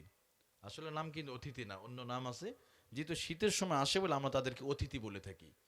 এই পাখিগুলো কেন আসে জানেন? ওই দেশে -52°C এখন, ওরা চলতে পারে না, এই জন্য ওদের বেঁচে থাকতে হবে। আল্লাহ বলে চিন্তার কারণ নাই, তোদের রিজিকের ব্যবস্থা ওই যে 56,000 বর্গ মাইল দেশটা আছে না, ওখানে তোদের রিজিক আছে। সুবহানাল্লাহ বলেন। এই জন্য এই অতিথি পাখিরা প্রথমে চয়েস করে নেয় আমাদের বাংলাদেশে, এরপর ভারত, আমাদের সাবকন্টিনেন্টে যে দেশগুলো আছে বাংলাদেশ, পাকিস্তান, ভারত, ভুটান, এর মধ্যে বাংলাদেশ ফার্স্ট, প্রথম দিকে আছে। আপনি যদি সিলেটে চলে যান, হাকালুকি হাওর, কিশোরগঞ্জের নিকলি হাওরে পাবেন, জাহাঙ্গীরনগর বিশ্ববিদ্যালয় লেকে পাওয়া যাবে, নওগাঁ আত্রায় যান, ওখানে আপনি অতিথি পাখিদের পেয়ে যাবেন। আমার প্রিয় ভাইরা, এই পাখিরা 10,000 কিলোমিটার জার্নি করে আমার বাংলাদেশে আসলো, তাদের রিজিক কে দিয়েছে? আল্লাহ যদি পাখিদের রিজিক যদি দিতে পারে, আল্লাহ কি আমাদের দিতে পারে না? অথচ আমার প্রিয় ভাইরা, এই পৃথিবীতে পাখিদের কোনো ব্যাংক তৈরি করা হয় নাই। এই দেশে 16 কোটি মানুষের জন্য 61টা ব্যাংক আছে। কয়টা ব্যাংক? 61টা, 61। এরপরও ব্যাংকে নাকি টাকা থাকতেছে না শুনতেছি। কিন্তু বলেন তো, আমাদের দেশে কুকুর, বিড়াল, এদের কোনো ব্যাংক আছে? কোনোদিন শুনেছেন একটা বিড়াল আত্মহত্যা করে মারা গেছে? আপনাদের এলাকাতে কুকুরগুলো সারাদিন ঘেউ ঘেউ করে, ওদের কারো অ্যাকাউন্টে টাকা বিদেশে পাচার হয়েছে? ওরা টাকা পাচার করে না, ওরা টাকা চুরি করে না, কারণ ওরা তো এত কিছু বোঝে না ভাই, একটু বেঁচে থাকলে হয়। দেখেন, পাখিদের কোনো ব্যাংক নাই, কোনো টাকা নাই, এরপরও তারা আত্মহত্যা করে না, জীবন দেয় না, মরে না। আর আমাদের 61টা ব্যাংক থাকার পরও আজকে শোনা যাচ্ছে যে দুর্ভিক্ষের কথা শোনা যাচ্ছে কোনো কৃষক আত্মহত্যা করে মারা যাচ্ছে, কোনো মানুষ ডাস্টবিনে কুকুরের পাশে মানুষের বাচ্চা খাবার তালাশ করতেছে। কথা কোন ঠিক কিনা? কেন জানেন? যে সমাজে সুষম বন্টন হবে না, যে সমাজে গরিবদেরকে মারা হবে, যে সমাজে সুদভিত্তিক সমাজ চলবে, সেখানে ধনী ধনী হবে, গরিব গরিবই থাকবে। একদল মানুষ 10 তলায় আর একদল মানুষ গাছতলায়। আল্লাহ বলে না, কেউ 10 তলায় আর একজন গাছতলায়, এটা হতে পারে না। আমি আল্লাহ লেভেল করে দিয়েছি কি? এই কোরআনের মাধ্যমে কোরআন ভিত্তিক, জাকাত ভিত্তিক সমাজ চালু করতে হবে, কোরআন ভিত্তিক। সুবহানাল্লাহ বলেন। এই জন্য বলেছি, কোরআন প্রতিষ্ঠা হলেই সমাজে গরিব থাকবে না। দেখেন, প্রতি মিনিটে পৃথিবীতে 5 জন মানুষ মারা যায়। কতজন? লাস্ট 5 মিনিটের ভিতরে, শেষ 5 মিনিটের ভিতরে পৃথিবীতে অলরেডি মানুষ মারা গেছে 25 জন মানুষ শুধু ক্ষুধার যন্ত্রণায়।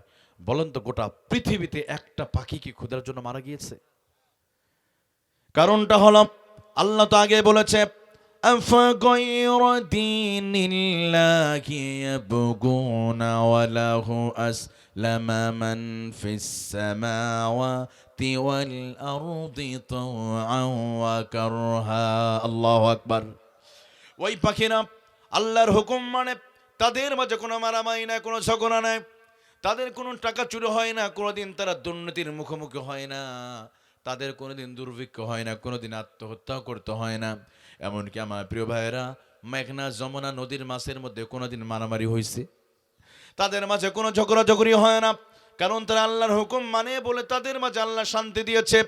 আমার প্রিয় বন্ধুরা, তাহলে এইটা স্পষ্ট হয়ে গেল, এই পৃথিবীতে যত মন্ত্র আর তন্ত্র দিয়ে মানুষকে শান্তির জন্য ব্যবস্থা করা হলো, কত ব্যাংক তৈরি করা হলো, এগুলো দিয়ে কিছু মানুষ কোটিপতি হয়েছে, গরিব গরিবই থেকে তার ভাগ্যের পরিবর্তন হয় না।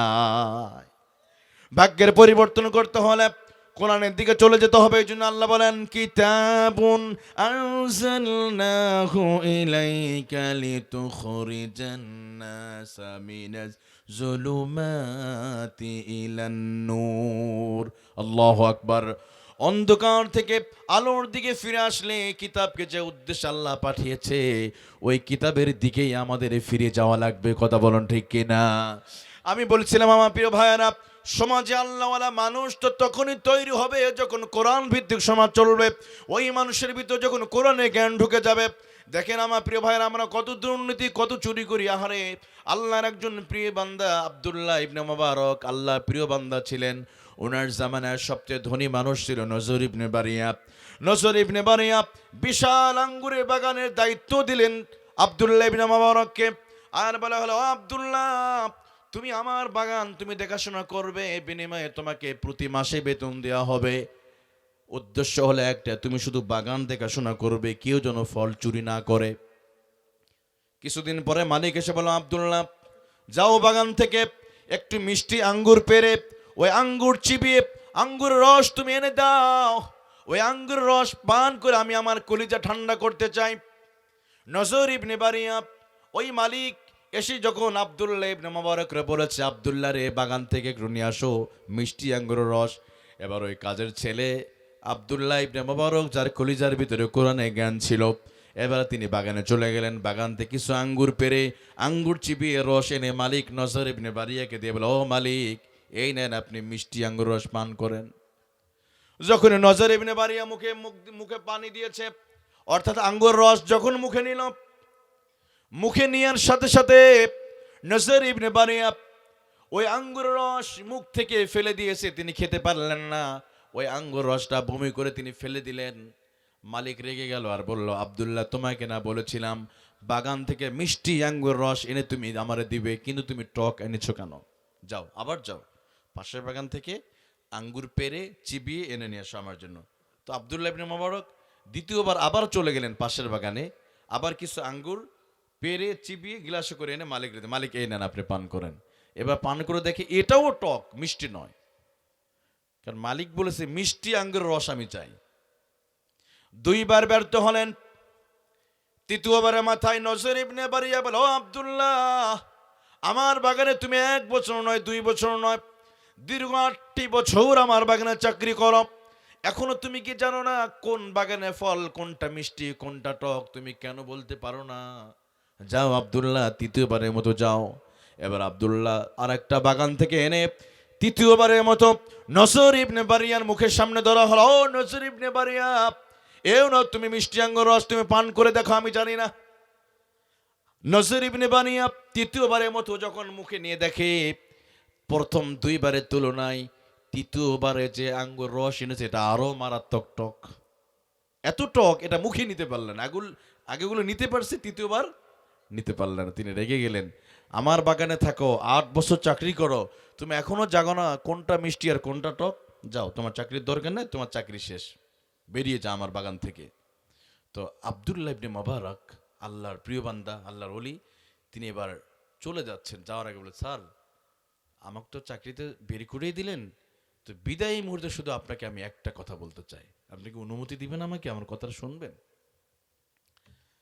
এবার আব্দুল্লাহ বললেন, নজর ইবনে বারিয়ার সামনে বলা শুরু করল, ও নজর ইবনে বারিয়া, যেদিন আপনি বিশাল আঙ্গুর বাগানের দায়িত্ব দিয়েছিলেন, ওই দিন আপনি শুধু একটি কথা বলেছিলেন, আব্দুল্লাহ তুমি শুধু বাগান দেখাশোনা করবে।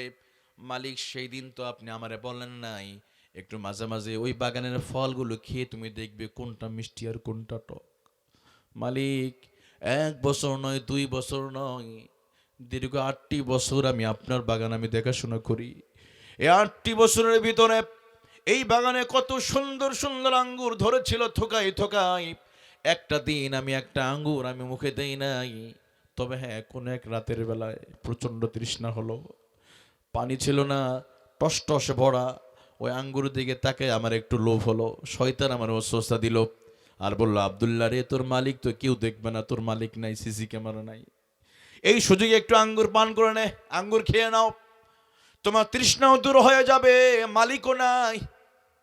আমার মনে হয়ে গেল মনে হয় একটু খেয়ে নেই, কিন্তু যখন আমি একটা আঙ্গুর আমি মুখে দিলাম, মুখে দিব এমন সময় কোরআনের সূরাতুল ইনফিতার আয়াতের কথা আমার মনে পড়ে গেল, যেখানে আল্লাহ বলেছে, কিরামান কাতিবিনা ইয়ালামুনা মা তাফআলুন।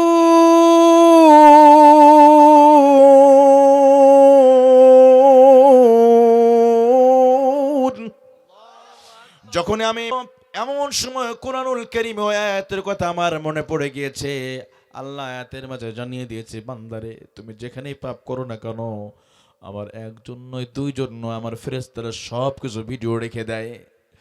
ওই আয়াতের কথা আমার মনে পড়লো, আল্লাহ যদি হাসরের মাঠে জিজ্ঞাসা হয়, আব্দুল্লাহ, নজর ইবনে বারিয়া ওই বাগান দেখাশোনার দায়িত্ব দিয়েছিল, ওই বাগানের ফল খাওয়ার দায়িত্ব তোরে দেয় নাই, তুই কেন আঙ্গুর খেলি মালিকের অনুমতি না নিয়া? আল্লাহ যদি আমার আসামের কাঠগড়ায় যদি দাঁড় করায়, শুধুমাত্র আল্লাহর ওই ভয়ের কারণে 8 বছরের ভিতরে মালিক একটা আঙ্গুর আমি আব্দুল্লাহ পেটের ভিতরে ঢুকাই নাই। জোরে কন্যা সুবহানাল্লাহ। আমার প্রিয় ভাই, এটা ছিল আল্লাহর ভয়, এটা ছিল আল্লাহর ভয়, কেন আল্লাহ আমারে দেখবে। আমার প্রিয় ভাইরা, আমি কেন এই কথাটা বললাম? যদি মানুষের কলিজার ভিতরে আল্লাহর ভয় যদি থাকে, ওই মানুষটা চুরি করতে পারবে না, ওই মানুষটা দুর্নীতি করতে পারবে না, ওই মানুষটা ভেজাল দিতে পারবে।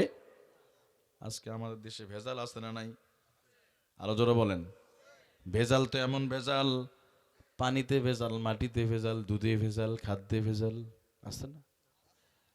মাঝে মাঝে কুকুর জবাই করে কাচ্চি বিরিয়ানি খাওয়াই দেয়, আছে না রে? আপনাদের চুয়াডাঙ্গা এলাকার আলমডাঙ্গা বাড়ি, খুব দেশপ্রেমিক, দেশকে খুবই ভালোবাসে, আব্দুর রহমান নাম। তো বাংলাদেশ এত ভেজাল, পানিতে ভেজাল, দুধে ভেজাল, খাবারে ভেজাল, সব জায়গায় ভেজাল। যা ভেজালের দেশে থাকবো না, আমি আত্মহত্যা করে মারা যাবো। বাস পাশে আপনাদের রেল স্টেশনে গিয়ে এক বোতল বিষ কিনে আনছে, মানে বিষ খেয়ে আত্মহত্যা করবে। 16 কোটি মানুষ জানবে যে আলমডাঙ্গা মানুষ তো দেশপ্রেমিক, ভেজাল সহ্য করতে না পেরে আত্মহত্যা করছে। তো বাস রাতের বেলা বিষ খেয়ে ঘুমিয়ে পড়ছে, কিন্তু সকালে তো মারা যায় না, ঘুম ভেঙে গেছে। কি ব্যাপার, বিষ খেলাম মৃত্যু হলো না, কারণটা কি? পরে বিষের বোতলে ল্যাবে চলে গেছে, ডাক্তার সাহেব কামিহাব এদিকে আসেন, বিষ খেলাম মৃত্যু হলো না, কারণটা কি? ডাক্তার গবেষণা করে দেখে বিষের ভিতরে মারাত্মক ভেজাল থাকার কারণে চুয়াডাঙ্গার ওই আলমডাঙ্গা এলাকার আব্দুর রহমানের মৃত্যুর স্বাদ পূরণ হয় না। যেরকম সুবহানাল্লাহ, এখানে সুবহান, ভেজাল তো আপনাদের ভিতরেও আছে। সুবহানাল্লাহ নাউজুবিল্লাহ হবে, আর জোরে কন্যা নাউজুবিল্লাহ, বিষও ভেজাল, তাও বলে সুবহানাল্লাহ। এখন বিষয় যে ইরি ধান লাগায়, এগুলো তো কীটনাশক ভেজাল থাকে না? বিষ খেলাম মৃত্যু হলো, এখানেও ভেজাল। এক বুক ব্যথা নিয়ে প্রচন্ড কষ্ট পেয়েছে ছেলেরা। এমনি তো ভেজালের দুর্নীতি, ভেজাল সব জায়গায় ভেজাল, বিদেশে টাকা চলে যায়, গরিব গরিবই থাকে, চলে গেছে, যা গলায় ফাঁস দিয়ে মরবে, এখানে তো কেউ ঠেকাতে পারবে না, এখানে তো আর ভেজাল নাই। আপনাদের পাট লাগায় নাকি এদিকে?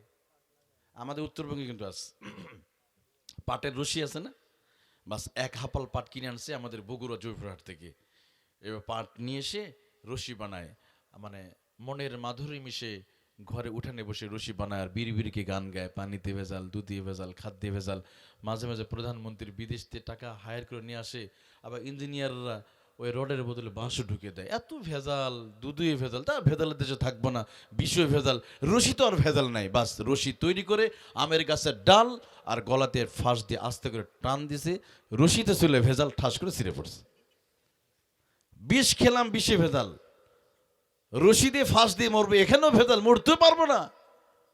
কোন দেশে আসলাম? এবার চলে গেছে রাগ করে, সোজা ওই দিক দিয়ে চলে গেছে রংপুর, ওই তিস্তা ব্রিজ আছে না, তিস্তা ব্রিজ, কারণ ব্রিজ থেকে লাভ দিয়ে মরবে। এবার কে ঠেকায় দেখা যাক, তারপর আত্মহত্যা করবে উনি, কারণ নদী আর পানি তো দৃশ্যমান, তাই না, দেখা যায়, এখানে তো প্রশ্নই আসে না। বাস ব্রিজ থেকে লাভ দিছে, নদীতে নেয় পানি, পড়ে গেছে, পা ভেঙে গেছে। কি ব্যাপার? পরে জানা গেল যে আমাদের পার্শ্ববর্তী ওই যে ভারত দাদা বাবুরা আছে, যে চিনেন তো, ওনারা বাংলাদেশে 52টা নদীর মুখ বন্ধ করে দিয়েছে। সুবহানাল্লাহ কোন, আর যেরকম নাউজুবিল্লাহ, ওরা নদীগুলো বন্ধ করে, আমাদের বন্ধু তো না, আমাদের বন্ধুরা আমাদেরকে নদী বন্ধ করে আমাদেরকে একবারে মারে, মাঝে মাঝে পানি দিয়ে ডুবাই মারে, মাঝে মাঝে আবার আমাদের এলাকাগুলো মরুভূমি বানায় দেয়, তাই না? অনেক সুন্দর আমাদের বন্ধু। তো যাই হোক, এই ভেজাল দূর করতে হলে নির্ভেজাল কিতাব মানা দরকার আছে না? আরো জোরে বলেন। আর তাকওয়াবান মানুষ যদি বানাতে চান, কোরআনের শিক্ষা দরকার আছে। আর এই তাকওয়াবান মানুষগুলো যদি পার্লামেন্টে যায়, ওই দেশের ভিতরে কোনো দুর্নীতি, কোনো কিছু থাকবে না। কথা ঠিক কিনা? বাংলাদেশে এমন কিছু মাঝে মাঝে কিছু মন্ত্রী ছিল যাদের ভিতরে কোরআনের জ্ঞান ছিল, তাদের মধ্যে দুর্নীতি পাওয়া যায় না। সুবহানাল্লাহ বলেন। এর জন্য প্রিয় ভাই, সে কোরআন মানতে চায় কি চাই না? আরো জোরে বলেন। আল্লাহ তাআলা আমাদের সবাইকে কবুল করুক। আর এই আয়াতটাকেই কেন কাতার সরকার প্রেসিডেন্ট বেছে নিয়েছিল, একটি মাত্র কারণ, আজকে গোটা পৃথিবীতে জাতিগত বৈষম্য, আজকে মুসলিমদের উপর অবিচার করা হয়, মুসলিমদেরকে সন্ত্রাস বানানো হয়, মুসলিমদেরকে গালি দেওয়া হয়। আর প্রতিবন্ধীকে কেন বেছে নেওয়া হলো? যে সমাজে প্রতিবন্ধীদেরকে আমরা দেখতে পারি না, সমাজে প্রতিবন্ধীদেরকে আমরা সহ্য করতে পারি না। দেখেন, কোনো প্রতিবন্ধী স্কুলে যায়, তার পাশে কেউ বসতে চায় না, আসে না, এরকম ঘৃণা করে, অবজ্ঞা করে। কিন্তু দেখেন, কাতারের সরকার সূচনা করলেন একজন প্রতিবন্ধীকে দিয়ে, কারণ এইটাই যে প্রতিবন্ধীদের প্রতি ঘৃণা করা বন্ধ করে দেয়, এরাও বেঁচে থাকার অধিকার এবং তারাও সম্মানিত হতে পারে। যে কাতারের মতো এত বড় বিশ্বকাপ খেলা গত 52 বছরে যে ঘটনাই সে কাজটি হলো। ইভেন এমন কি এতে আরেকটা মেসেজ দিয়েছে, দেখেন সে মেসেজটা, অনেকেই পেটের মধ্যে সন্তানকে মেরে ফেলে, আসে না, সন্তান যদি শোনে মেয়ে হয়েছে, অথবা পেটে সন্তান চলে আসছে, অনেক স্বামী বউরে চাপ দেয়, "এই, তুমি আবার বাচ্চা নিয়েছো কেন, বাচ্চাটা মেরে ফেলো, হাসপাতালে গিয়ে এমআর করে বাচ্চাটা শেষ করে দাও", এরকম বলে না? কত বড় ভয়ঙ্কর অপরাধ! আমি শুধু এই বিশেষ সংক্ষেপে একটু বলি। কাতারের সরকার যেই বাচ্চাটা গানিমাল মুফতা যে তেলাওয়াত করেছিল, যখন আল্ট্রাসোনোগ্রাম করা হলো, যখন সে মায়ের পেটে, তো ডক্টর বলল যে, ভাইজান আপনারা এই বাচ্চাটাকে মায়ের পেটে মেরে ফেলেন, কারণ সে প্রতিবন্ধী হবে। কেন আমরা আল্ট্রাসোনোগ্রাম দেখতে পাচ্ছি তার পা নাই, তার অর্ধেকই নাই, যে সে প্রস্রাব করবে সেটা রাস্তার লাইনটা আলাদা আলাদা করে দিতে হবে। কল্পনা করে এমন একটা প্রতিবন্ধী, মা বাবা জানতেছে পেটে সন্তানটা প্রতিবন্ধী, এরপরও সে মা কি বলেছে জানেন? সে মা বলেছে, ডাক্তার আমার ছেলে যেহেতু পা নাই, একটা পা হবে আমি তার ডান পা, আর আমার স্বামী হবে তার ডান পা। সুবহানাল্লাহ বলেন। এরপরে আমি আমার সন্তানকে মায়ের পেটে আমি হত্যা করতে দিব না। সুবহানাল্লাহ বলেন। সেই গানিমাল মুফতা ডাক্তার যাকে হত্যা করতে বলেছিল, সেই ছেলে আজকে বিশ্বকাপ উদ্বোধন করলো। এমনকি কাতার দেশের যে প্রেসিডেন্ট আছে, প্রেসিডেন্টের পরে সর্বোচ্চ মর্যাদাবান এই প্রতিবন্ধী মানুষটার। সুবহানাল্লাহ বলেন। আচ্ছা, এই বাচ্চাটাকে যদি মায়ের পেটে যদি মেরে ফেলতো, আজকে কি এত বড় সম্মান সে পেত? তা আপনি আমি আমরা যারা সমাজে মায়ের পেটে যে বাচ্চাগুলোর মেরে ফেলি, আপনার সন্তান যে ওদের ভবিষ্যতে বাংলাদেশে যে প্রেসিডেন্ট যে হবে না, আপনি কি জানেন? আপনি যে সন্তানটাকে মায়ের পেটে মেরে ফেললেন, ডাস্টবিনে কখনো মানুষের সন্তান পাওয়া যায়, কখনো ম্যানহোলে পাওয়া যায়, কখনো প্রস্রাব পায়খানা জায়গায় মানুষের বাচ্চা পড়ে থেকে কুকুর যায় মানুষের বাচ্চাকে বাঁচায়। নাউজুবিল্লাহ বলেন। তাহলে এই বাচ্চাকে যারা হত্যা করে, যেই স্বামীরা, আবার অনেক স্ত্রী ইচ্ছা করে 1 মাস হয়ে গেছে, 1 মাস বয়সের বাচ্চা, ওইটারে মেরে ফেলে, হাসপাতালে গিয়ে টাকা দিয়ে মেরে ফেলে। নাউজুবিল্লাহ। শোনেন, যদি কেউ 2 দিনের হোক 1 মাসের হোক ডাক্তারের পরামর্শ ছাড়া কোনো বাচ্চাকে মায়ের পেটে যদি কেউ মেরে ফেলে অথবা অ্যাবলুশন করে দেয়, যদি ফেলে দেয়, সে যেন পৃথিবীর 777 কোটি মানুষকে হত্যা করা, মার্ডার করা গুনাহ আল্লাহ তাআলা আমলনামা দিয়ে দিবে। নাউজুবিল্লাহ বলেন। কারণ আল্লাহ কোরআনে বলে, ওমান আহইয়াহা ফাকান্নামা আহইয়ান নাস জামিয়া মান কতালা নাফসান বিগয়রি নাফস। যদি কেউ একটা মানুষকে হত্যা করে, তাহলে সমস্ত মানুষকে হত্যা করা গুনাহ আল্লাহ দিয়ে দিবে। নাউজুবিল্লাহ বলেন। তাহলে আপনি একটা বাচ্চাকে মায়ের পেটে মেরে ফেললেন, হোক না বাচ্চাটা অবৈধ, যেই হোক, যেই বাচ্চাই হোক কেন, এই বাচ্চার তো কোনো অপরাধ নাই, বাচ্চাকে কেন মেরে ফেলবেন আপনি? এই জন্য খুবই সাবধান প্রিয় ভাইয়েরা, খবরদার। তাহলে এইখান থেকে আমরা ভালো একটা মেসেজ পেলাম যে কখনো সন্তানকে হত্যা করা যাবে না, কারণ এই সন্তান রিজিক সে নিয়ে আসবে, আপনার টেনশন করার দরকার নাই। আল্লাহ তাআলা আমাদের সবাইকে তৌফিক দান করুক, আল্লাহ তাআলা আমার দিনের উপর চলা তৌফিক দান করুক। আমরা আমাদের ভিতরে যে বৈষম্যগুলো আছে পরিবারের, সমাজে, যে ধনী ধনী গরিব দেখতে পারে না, গরিব সবসময় নিগৃহীত। এমনকি দেখছেন কখনো কোনো রিক্সাওয়ালা কেউ সালাম দেয়? কোনো ধনীরা, কোনো ড্রাইভারকে, কোনো রিক্সাওয়ালা দেয় না, কারণ এই যে বৈষম্যটা আছে। কিন্তু এই আয়াতের মাঝে আল্লাহ এই বৈষম্যগুলোকে আল্লাহ জবাই করে দিয়েছে। সুবহানাল্লাহ বলেন। অতএব প্রিয় ভাইরা, আসুন আল্লাহ তাআলা আমাদের সমাজে আমরা সুন্দরভাবে বসবাস করব, সমাজে থাকবে না কোনো ভেদাভেদ, থাকবে না কোনো সাফাত ফাসা কুদ্দিমা, তো সব কিছু দূর হয়ে যাবে একটি মাত্র কারণ, কোরআন মানলে। আর সর্বশেষ আমি একটা উক্তি দিয়ে শেষ করছি, সেটা হল বার্নার্ড রাসেল। অনেকে একবার প্রশ্ন করা হলো যে, বার্নার্ড রাসেল, পৃথিবীতে অশান্তির আগুনে জ্বলছে, তুমি বলো তো এমন কোনো ফর্মুলা কি আছে যেটা মানলে পৃথিবীটা জান্নাতের বাগানে পরিণত হবে? তো সেদিন বার্নার্ড রাসেল বলেছিলেন, হ্যাঁ আছে। সেটা হলো, go back to the universal book and prophet Muhammad সাল্লাল্লাহু আলাইহি সাল্লাম। তোমরা যদি কোরআনের দিকে, নবী মুহাম্মদ সাল্লাল্লাহু আলাইহি সাল্লামের চরিত্র দিকে যদি ফিরে আসতে পারো, পৃথিবীটা আবার জান্নাতের বাগানে পরিণত হবে। সুবহানাল্লাহ বলেন। তারাকতু ফীকুম আমরাইন লান তাদিল্লু মা তামাসসাকতুম বিহিমা কিতাবাল্লাহ ওয়া সুন্নাত রাসূলি। আল্লাহ তাআলা আমাদের সবাইকে কবুল করুক। যারা আপনারা এত কষ্ট করে মাহফিল আয়োজন করেছেন, আমাদের রিপন ভাই সহ যত যুবক ভাইয়েরা, যত আয়োজন কমিটি যারা আছে, আল্লাহ সবার উত্তরোত্তর উন্নতি সমৃদ্ধি কামনা করে আমি আলোচনা শেষ করছি এবং আপনাদের কাছে দোয়া নিয়ে আলোচনা শেষ করছি। আখির দাওয়ানা আলহামদুলিল্লাহি রাব্বিল আলামিন।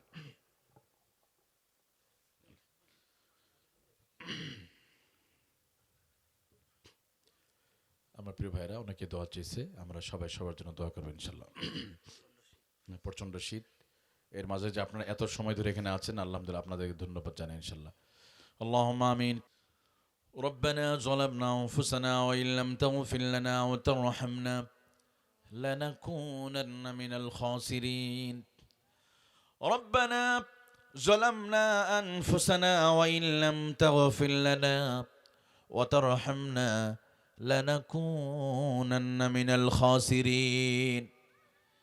আল্লাহ তাআলা রব্বুল আলামিন এই গভীর রজনীতে কোন কোন শীতের মাঝে তোমার প্রিয় বান্দা বান্দিরা আরামের বিছানা ত্যাগ করে আরামে ঘুমকে হারাম করে দিয়া দীর্ঘ সময় ধরে যারা আল্লাহ এই শীতের ভিতরে বসে বসে কোরআন শোনাচ্ছে, রব্বুল আলামিন তুমি তোমার এই বান্দা বান্দিগুলোর কবুলের মঞ্জুর করে নাও।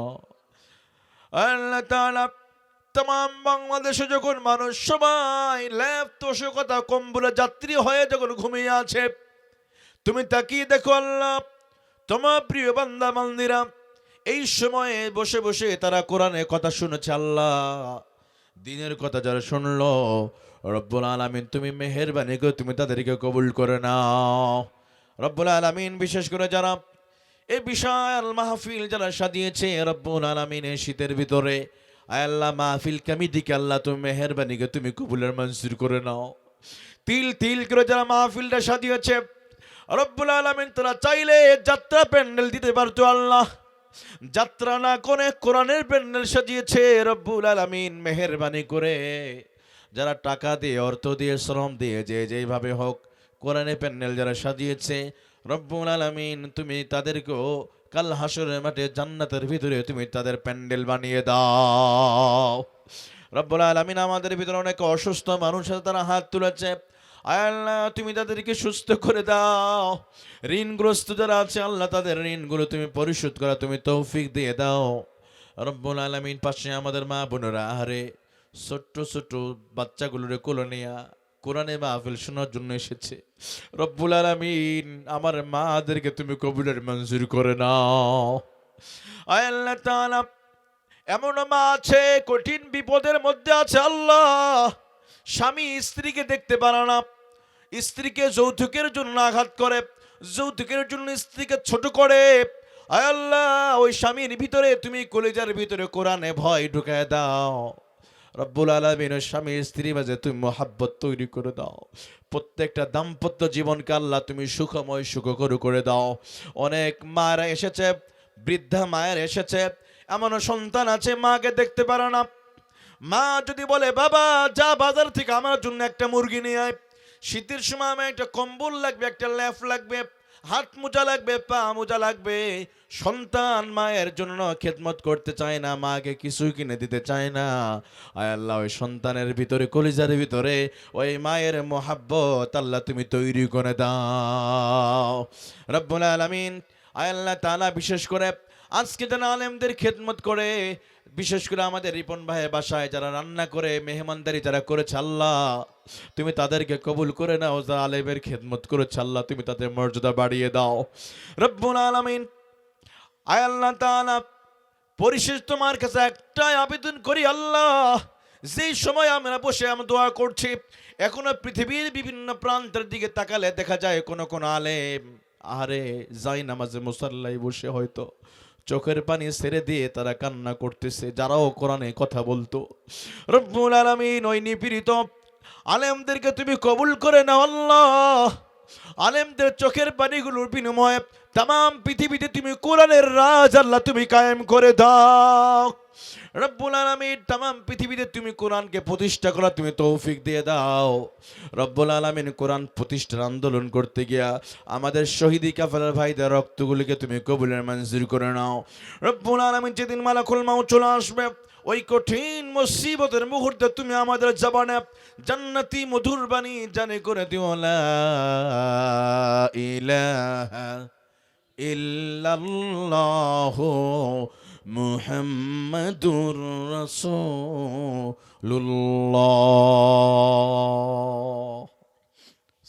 আসসালামু আলাইকুম ওয়া রাহমাতুল্লাহ।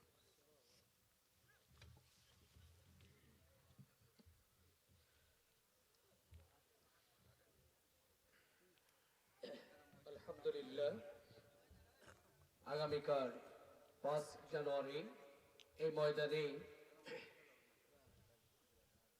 মাহফিল হবে। প্রধান বক্তা